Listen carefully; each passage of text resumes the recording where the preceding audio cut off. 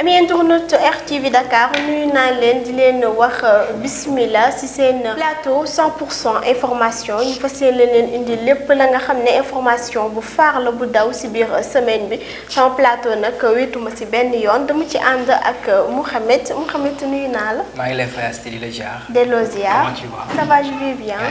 sant. sa robe rafet na. merci nii laa def tey. ñawal wala wekki la. waaw wekki. foo ko wekkee. bii. dama koy romb HLM benn morceau 1000 francs. peut-être que moom nga gis. moom nga gis. di leen nuyu di leen ziar également chers internautes de la RTV Dakar comme ni mu leen ko waxee actu de la semaine dañuy def lépp loo xam ne dañuy traité bépp actualité boo xamante ne rote na fi ci semaine bi de la plus brève des manières ñu daal di tàmbaleeg politique ba pare. voilà dañuy indi ñëw ak yéen politique.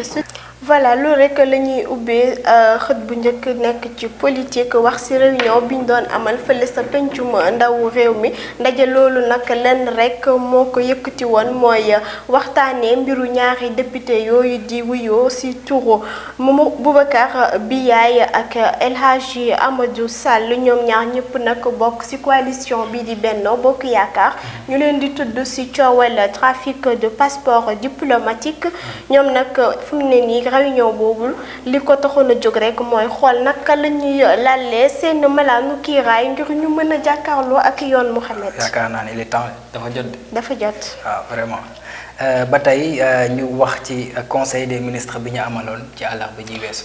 voilà si àllarba gi nag si palais de la république moom njiitu réew mi mu ngi fa doon woote ab conseil des ministres moom nag moom président Macky Sall wax na si gàmm gi nga xam ne ci la ñu jugee moom nag mu ngi ndokkale umma islamique gi yépp wax na tamit si programme boobu nga xam ne mu ngi ko tëral tuddee ko xëyu ndaw ñi moom tamit wax na tamit si tukki ba mu doon amal fële sa réew bu Dubaï si biir conseil boobu ba tey Mouhamed moom njiitu réew mi profité na si di wax si xaajaloo bi nga xam ne mu ngi koy nemmeeku si biir coalition bi nga xam ne moom la bokk muy Benno Bokk Yaakaar moom nag moo ngi nakkarlu mbir yooyee di xew ci biir coalition bi ndax nee na du yoon te ñu ngi dëgmal ay élection Mouhamed. évidemment du seen arrangement. non bu ñu féewaloo rek day nekk avantage. day arrangé yeneen parti. waaw donc opposition moo ciy gën a bénéficié wu. ñu dem ba tey di wax ci Mary Teuw Niane moom dafa mel ni candidat la ci maire bu Saint-Louis. voilà kii di Mary Teuw Niane moom nag nekkoon ministre de l'enseignement supérieur ci gouvernement bu président Macky Sall moom nag mu ngi xamal que ne samp na ndëndam fële ci dëkkam di Saint-Louis ndax géej fu mu nekk nii nag bokk la ci benn parti politique dafa mel ni yoonu boppam la jël Mouhamed. daa tracé yoonu boppam daa tracé yoonu boppam. di woote nag pour ñu daal di ko fal fële ca bopp mairie bu Saint-Louis. yàlla baax na yàlla baax na. ñu wax ñu tëj politique daal di wax ci société wax tamit ci entreprise bi nga xamante ni moom moo di Wari entreprise daal fu mel dañ kaa tëj. voilà Mouhamed dañuy ñëw rek ubbee loolu la ñuy njëkk ubbee ci actualité société yi wax ci entreprise bi di Wari bi nga xam ne moom Kabirou Mbodj moo ko doon jiite moom dafa mel ni nag dañ leen jëlee ca lieu ya ñu nekkoon ndax ay bor yi nga xam ne ameel na ko waa ARTP bor bu takkoo takku lu yemoo ak 39,6 millions de francs CFA Mouhamed. ah lim na de. bëri na de takku na de torop. suñ la ko joxoon tey loo si def. damay toog di xalaat damay tëju si néeg. toog rek di xalaat. tëju si néeg toog di xalaat. nga xalaat. investissement foo ko war a dugal. waaw 39 du ay fort. du ay caaxaan. alors ñu dem ci deuxième point bi xalif général bu Tivaouane amaloon na ab déclaration ci gàmmu bi ñu génn.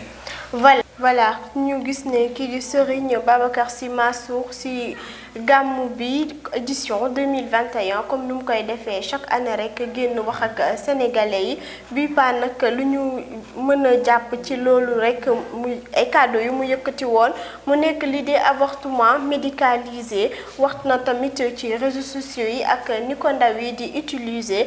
moom nag mu nekk ay kàddu ya nga xam ne rek day ñëwaat ci ay discours am ndax suñu fàttale ko rek ci tamxarit bi Mouhamed génnoon na di ci wax. ba tax kii di xalif général des Mourides également moom it waxoon na ci. moom tamit waxoon na ci jour màggal bi passé tamit nekk édition 2021 si par la voix de son porte-parole di Serigne Bass Abdou Khadre. waaw waxoon na ci di wax tamit ne ndaw yi nañu gën a moytu lii di réseaux sociaux yi ak nañu koy utiliser te nag war nañ cee bàyyi xel bu baax a baax ndax su nekkoon lu baax tey gis naa ne kilifa diine yi duñu génn di ci wax Mouhamed. ça devient nuisible quand même.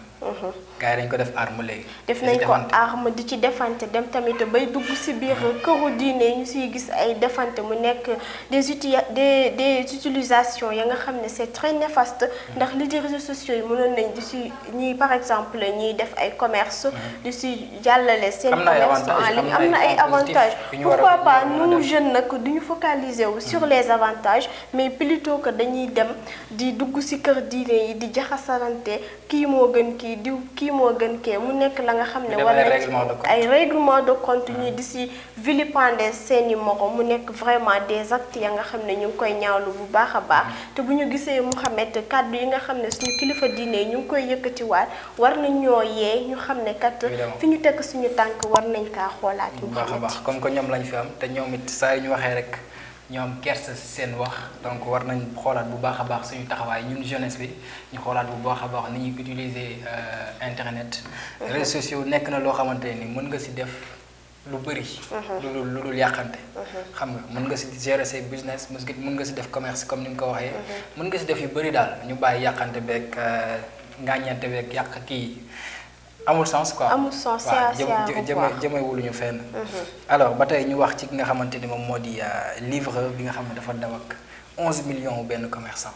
voilà Mouhamed loolu tamit bokk ci information yi ñu am suñu page société mu nekk benn livreur cag-cag nag moo daal di daw ak koppar lu takkoo takku benn commerçant lu koppar li na mu ngi yemoo ak 11 millions de francs CFA moom nag mu ngi ko jëlee ci benn commerçant bu mag a mag buy wuyoo ci turu Cheikh Diagne Gaynde ci ay xibaar nag ñu ngi xamal que ne livreur boobu yàgg na di yóbbu ay somme commerçant boobu di ko yóbbulu ci banque bi paa nag moom dafa daw ak xaalis bi mais nag yoon daal dina def liggéeyam ba fu mu nekk nii mu ngi ci loxo yoon Mouhamed. du yoon abus de confiance la def. abus de confiance waa ji xam na ne actuellement mi commencé am confiance ci moom parce que yàgg na ko gérer ay business am.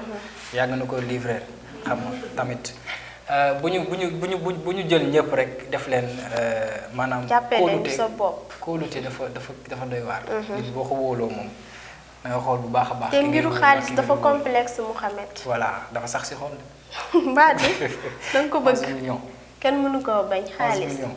kenn bañu ko. léegi teg nañ loxo waaj. teg nañ loxo waaj fu mu nekk nii nag atte rek moo daal di des. yàlla baax na yàlla leeral yëpp. amiin incha allahu rabi société nationale de recouvrement moom ñoom ñoo bëgg a jox immeuble bi nga xamante ni moom lañ dippe woon feu Labat Fall benn société étrangère immobilière bu nekk bitim réew.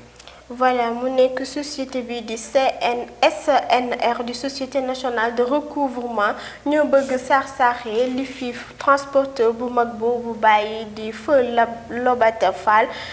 ba immeuble bi nag mu ngi yemoo ak 3649 millimètres carrés ci suñuy koppar nag ñu koy estimer à 3 milliards du moins. à 3 milliards. c'est énorme. société bi nag bëgg ko jox benn société immobilière bu nekk fële ca bitim réew la nga xam ne nag njabootu feu Labat Fall jóg nañ naan di ñaawlu ni mbir moomee nar a amee ñoom nag fas yéene nañ see def lu ñu mën ba seen alalu baay boobu du daal di dem si société immobilière boobu te liñ ko bëgg a joxee société boobu mu ngi tolloo si 600 millions. imagine-toi benn immeuble ba nga xam ne valeur am mu ngi si 3 milliards ñu koy joxe benn société étrangère à 600 millions. vraiment est-ce que tey même bu fekkoon benn société la boo xamante ne nii si biir réew mi la nekk est-ce que dinañ ko joxe noonu. non carrément. est-ce que somme bi dina toll noonu comme ni ñu leen tarif ni ñu leen ko wàññilee est-ce que dinañ leen ko wàññilee noonu. Sénégal injustice la en tout cas. en tout. ñuy sàkku ci yoon mu def. liggéey mu def daal di def li di liggéey. waaw foofu la ñuy tëjee partie société dem ci santé. voilà dañuy ñëw ci santé rek ambassade bu États-Unis moom nag mu ngi xamle ne suñu ñoom seen réew jox nañ lii di réew bu Sénégal ay dose de vaccin Johnson & Johnson ci lu yemoo ak 336 000 doses de vaccin bi nag ñëw na ci alxames bi wàcc na fële ca aéroport Blaise Diagne bu Diass mu ñu gis ne nag vaccin yi dañoo manqué woon te daal dinañ indiwaat yeneen quantité de doses mais lu ma jaaxal mooy ñoom fële ca réew bu États-Unis dañoo dakkale lii di vaccin Johnson & Johnson mais ñu teewut ñu ngi koy maye pays africain yi mais nee nañ amul benn risque te ñoom vacciné wuñ ko. est-ce que duma garder la bouche bée. mooy noonu daal. day na waar. day na waar ñoom ñu interdire seen dëkk bëgg ñu ko may. bëgg ñu ko may. te bañ ñuy may nag nee nañ amul benn risque ba nga xam ne amul benn risque te ñoom daal. léegi man question bu ma lay posé yow vacciné wu. léegi est-ce que état bu Sénégal dina buux population pour ñu dem vacciné wu. vu que États-Unis par exemple interdire na vaccin boobu dëkkam. waaye déggoo li mu indi ko ci réewum Sénégal. ñoom ba ñuy maye nee nañ vaccin bi amul benn risque. amul risque te ñoom vacciné wuñ ko moo ma jaaxal. ñun ba ñu demee ba nangu 336 doses yi kay. xamal ne léegi man réaction état bi lay xaar. waaw c'est à revoir ba xam moom dina nangu population vacciné wu wala. ku nangu dose ak si kañ xamal ne dina vacciner population bi. mais est-ce que population bi dina nangu. c'est à revoir dañ dem. ba tey ñu tëj suñu première partie émission. voilà mu nekkoon suñuy parti politique société ak santé. ñu fas yéene ñëw ak yéen ci les faits divers ak Actu People. Actu People rek la ñuy daal di commencer ànd si ak Mouhamed. ñu daal di ubbee ak coowal Faramareen bi ji Wally Ballago Seck ak benn Gambien seen coow nag dox si benn immeuble. waaw ba tey. nekk na problème boo xamante ne actuellement mi ngi commencé viral ndax site yëpp ñu ngi koy partagé. bien que nag ñëpp waxandoo wi lépp ki les mêmes faits bien merci parce que dafa am site yoo xam ne dañu bind ne waa ji Assane Cissé muy Gambien bi dafa loué ki nga xamante ne moom moo di Wally Ballago Seck immeuble bi daf ko loué 1 million la ko loué ba ñu dem ci yoon Wally Seck am lu mu ko yoreel am lu mu ko deseel ci xaalis ñu dem ci yoon Wally Seck ñu daat koy daan mu war a fay 11 millions ki nga xamante ni moom moo di Assane Cissé yeneen site yi tamit bind ne 140 millions la Assane Cissé jaayee immeuble bii nekk Nord Foire kii di Wally Ballago Seck moom mu daat koy jox mu proposé ko 100 millions jot koo jox 40 millions léegi di si des mu koy fay ndànk-ndànk donc foofu la problème bi nekk selon yeneen sites yi donc en tout cas le problème reste à revoir de toute façon lu ci mënti am dañ leen ko toppal lépp loo xamante ne roté na si ay information dañ leen ko digtal incha allah. voilà Mouhamed ñu ñëw ak si beneen coow nekk coowal soxna Aïda Diallo moom mi nga xam ne fekk nañ ba këram bëgg faa def li di tentative d'assassinat. bien sûr Madinatul Salaam la affaire xewee. muy fukki sàmbaay booy ak juróom 15 personnes. ñoom ñoo incrusté wu ci biir këru Soxna Aïda Diallo bu nga xamante ne moom dippee na ko kër cofeel. damaa yaakaar ne est-ce que du cofeel bi la ñu am. kii yooyu noonu. daal di dem ziyaare est-ce que du cofeel bi la ñu am. nee na villa bi kër cofeel la tudd nekk fële ci Madinatul Salaam ba fa sàmba booy duggee nag bon jotuñu faa def dara parce que ñi nga xamante ne ñoom ñooy dëkkandoo yi ak garde yi fa nekkoon jot nañ. jot nañ woote wallu ba ñi nga xamante ñoom ñoo fi nekkoon ñoom ñoo fa ñëwoon bëggoon def naka sudul noonu daal di daw. mais nag li ci amaat leneen moom mooy ci jour boobu veille màggal bi la woon ci jour màggal bi amaat yeneen ñetti samba booy yoo xamante ne tamit dañ ko doon topp mais ñett ñi nag jot nañ leen jàpp yoon teg na leen loxo. mu nekk xarañte police du Sénégal rek ndax. ñuy interpellé ki nga xamante ni moom mooy ministre de l'intérieur ki nga xamante ni moom moo yor lépp loo xamante ni kaaraange biir réew mi la ñu koy interpellé bu baax a baax mu xoolaat sécurité dëkk bi parce que doy na waar. doy na waar ñu daal di ci noonee rek la ñu daal di ñëwaat ci keneen ka nga xam ne mën nañ ne genre bu mel noonu moo ko dal kii di Ken Bugul bu Serigne Moustapha Sy moom tamit ñu ngi ko fekk ca biir këram daal di fa amal ay ñaawteef songu ay gardien yàqate këram yàqate ay otom ay biens yam Mouhamed. Effectivement kii di wuyoo si turu Ken Bugul bu Serigne Moustapha Sy moom itam agression la subir fële ci tableau Tivaouane. Donc ay defkatu ñaawteef ñoom ñoo ñëw ci domicile am daal di yàqaate toj oto bi xam nga garde yam fa fekkoon ñëpp ñu daal di leen di agressé ñu toj seen bopp ñu gaañ leen donc ñu gis ne c'est les mêmes faits qui se répètent. Gis nga soxna Aïda Diallo li ko dal moom moo dal tamit ki nga xamante ne moom moo di Ken Bugul donc lu ñu waxaat sànq rek nañ état bi na jëlaat ay mesures yu strict quoi. Voilà affaire bi lu jar a bàyyee xel la en tout cas ndax dëkk bi moom waratul bu ñu demee bay attaqué ay mun naa ne ay nitu diine je sais pas daal mais en tout cas daal prudence. borom daraja yi. est-ce que réew mi sax amati fa daraja wóor na. ah jar na wax de. ko jar na wax de. waaw yàlla baax na.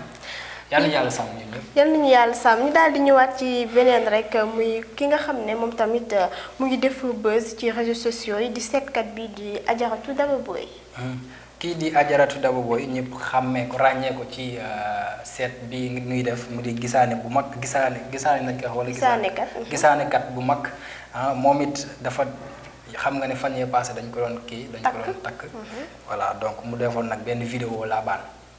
mu jël vidéo bi def koy statut nee na Fafa bi nga xamante ni xàmmee nañ gars yi j'espère que ràññee nañ ko fële ci 2STV nekkoon fa animateur moom moo jël vidéo yi ci contagam la bokk jël vidéo yi daal koy divulguer nee na loolu moo ko metti nag xam nga mi ngi wax ak àll di wax di vraiment mere na ko quoi. métti lu na waaw mais man li ma si jaaxal moom mooy bu fekkee ne yow sa vidéo boo kenn gis ko est-ce que tamit di nga ko def statut.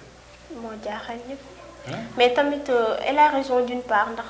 loolu ay données personnelles am. Effectivement kenn amul droit jël ko di ko yóbbu ci site internet yi. waaw loolu moom du yoon mais tamit nañ defaat beaucoup plus. attention ñu defaat attention. bu baax a baax mooy li kilifa diine di wax rek nañu bàyyi réseaux sociaux yi. waaw réseaux sociaux yi yàlla baax na. ñu ñëwaat dañuy daal di rek génn Sénégal dem fële ca réew bu Nigéria wax fa célébrité mu nekk Tiwa Savage nekk wéykat bu mag a mag nga xam ne ràññee nañ ko fii ci Afrique ràññee ko tamit ci à l'échelle internationale moom nag ñu ngi koy tudd ci coowal sextape. Effectivement Tiwa Savage noonu la. waaw tur bi mënu ma xam tu prononces bien. Tiwa Savage. nekk artiste chanteuse nigérienne moom itam amaloon na benn xam nga léegi dafa mel tendance la de vidéo sextape. Sextape xew na daal. moom itam defoon na benn vidéo sextape boo xamante nii ñenn si ay proche am moom moo am jot si vidéo bi ne da koy divulguer ne da koy tasaare si internet bi. vilipendé moom nag dafa taxaw ne carrément.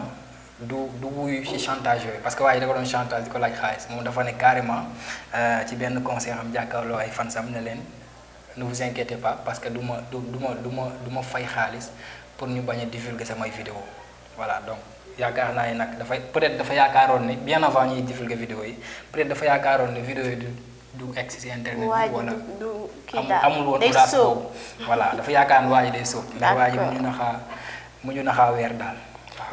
voilà dañuy des tamit ci réew bu Nigéria rek wax ci keneen muy tamit woykat di Chidinma moom mi nga xam ne mën naa ne monde bi yëpp rayoon nañ ko. deewoon na de.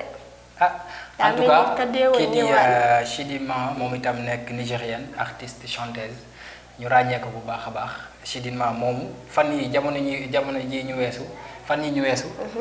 donc dafa mel ni gars yi daal rayoon nañ ko ba pare ndax ñu bëri dañ ne woon génn ne ki nga xamante ni moom moo di Chidinma dafa génn àdduna am na site yu bind ne Chidinma génn na àdduna mais am na ñeneen tamit ñu ne Chidinma ñaar la dafa am koo xamante ni actrice la day jouer film am koo xamante ni day woy donc ñoom dañoo def confusion ci Chidinma ñaari Chidinma yi kii day woy kii di kii actrice jouer film voilà donc confusion boobu lañ defoon ba Chidima sax moom ci compte Instagram am def benn vidéo bu xaw comique daal mel ni daal affaire daf ko jàppale. ay ree voilà donc ñi nga xamante ne ay fans Chidima lañ amoon nañ ci mbégte bu baax a baax. voilà ñu yëgee info boobu. en tout cas daal rayoon nañ ko ñëwaat na. dañoo def confusion.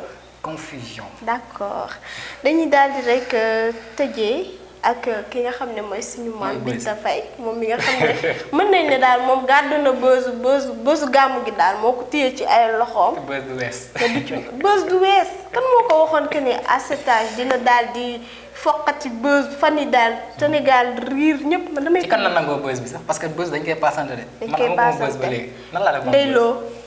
kan ndeyloo. kuy ndeyloo. temps yii ndeyloo la Sénégalais jëloon TikTok Instagram fépp foo dugg rek ñuy waxtaanee waxu ndeyloo. kan mooy ndeyloo lu mu def. ndeyloo lan la moo ne kañ interrogé woon plage yu Malika xaw ma Malibu. mu wax lan. mu fa moo ko toj. wax na am na ay wax daal yam wax. waaw léegi ñun bës bi kañ la si jot ñun man ak yow. léegi tey. kañ. buñ jógee fii mère Binta ñun lay jox.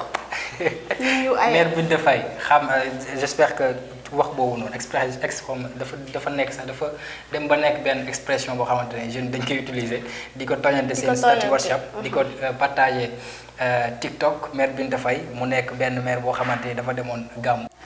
xam nga donc xam naa gàmm gi moo ko jàppoon mu mbég. ak son bi doon daw ci suuf.